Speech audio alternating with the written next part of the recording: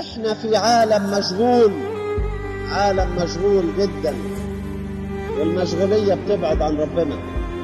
ودنيا يجي ربنا يدور عليك ما يلاقيكش، ناس خاطفينك شرق وناس خاطفينك غرب، ومشغوليات بتشدك يمين ومشغوليات بتشدك شمال، وانت يا عيني ناس كتير مسكين فيك وانت مسكين وسطيهم ومش لاقي ربنا. تقول فين ربنا؟ امتى يا رب الاقيك؟